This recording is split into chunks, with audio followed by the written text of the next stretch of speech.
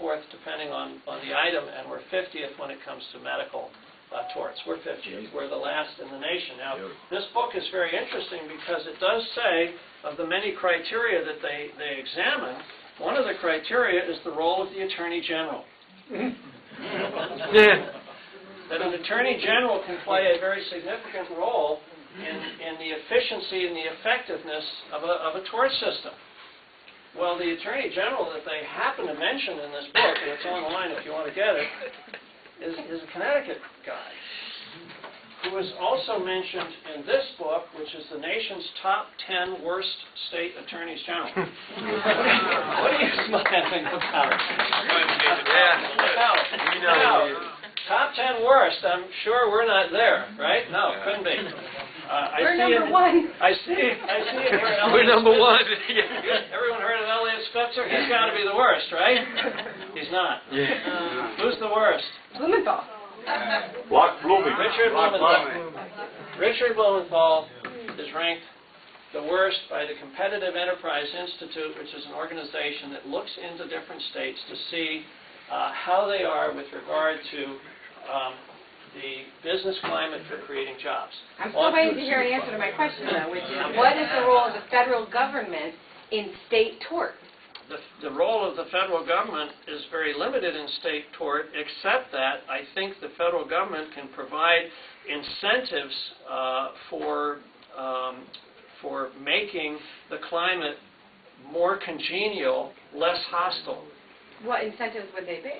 The incentives would be legislative to, let's say, cap payments, or to address the issue of whether you have more than one person involved in the claim. If you're capping, let's say you cap punitive damages, right, which is meant to punish the wrongdoer as opposed to compensate the victim. Yes. Or you're capping non-economic damages, which is pain and suffering, as opposed to economic damages, which is medical bills. Right. If on a federal level you're capping them in the states, how are you not running afoul of the 10th Amendment? Well, it's a problem with the 10th Amendment. What would you recommend? I would recommend that you let the states do it. What do you recommend?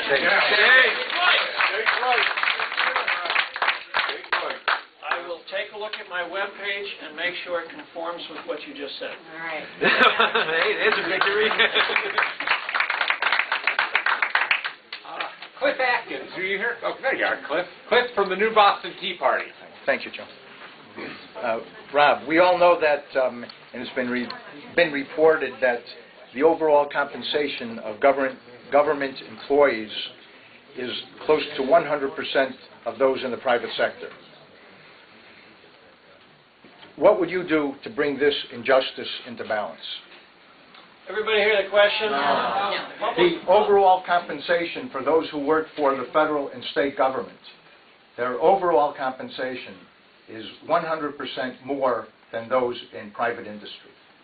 So a person working for the federal or state government who is making $40,000 absolute pay per year has compensation of approximately another $40,000, when those in private industry overall compensation is $40,000. So therefore, the overall compensation of a public employee is 100% more than those in private industry. Twice as much. Twice as much. What would you do to bring this injustice into balance? Yeah, I'm not familiar with the figures. I will tell you that when I went into the Army some years ago, I was paid $68 a month, which was about $2 a day. We have a Korea War veteran in the crowd. What were you paid when you went into Korea? $39. $39. There was a PF-1. You were a PF-1. I know. I was a private. In my experience, most federal employees, at least at the lower end of the spectrum, do not get overpaid. I may be wrong. I'd have to look at those numbers.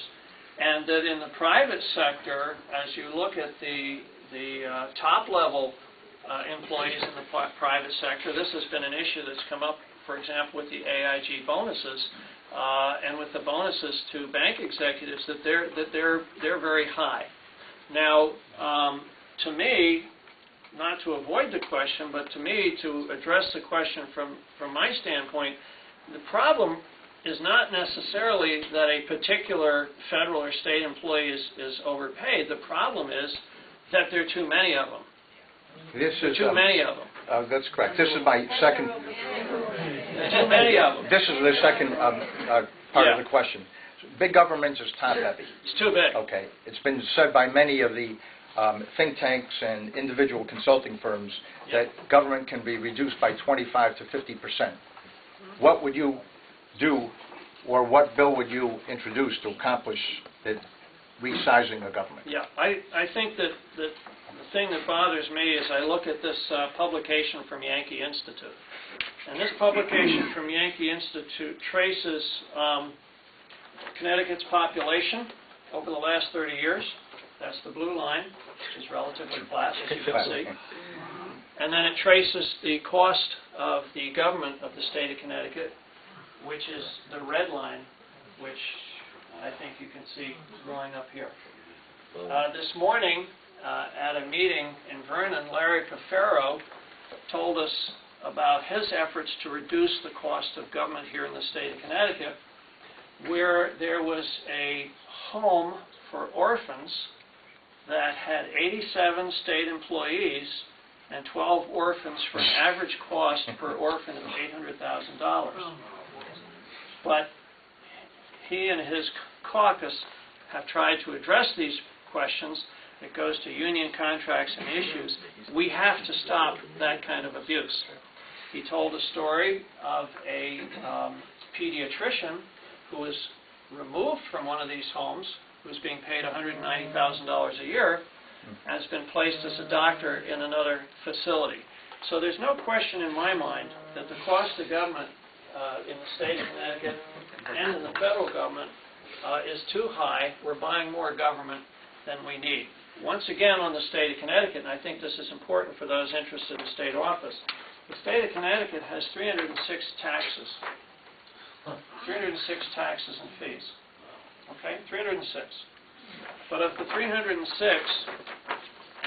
200 generate $38 million in revenues. 200 generate $38 million in revenues. I have talked to a candidate for Connecticut General Assembly who says on their first day in office they will introduce a bill to eliminate those 200. Because think about this, for the $38 million of revenue that you generate, for those 200 taxes, how many state employees are involved in the oversight and supervision of 200 fees and taxes which generate only $38 million? Now, let's get back to the federal government. I served on the Armed Services Committee. I'm a veteran. I support veterans. I support our troops in uniform.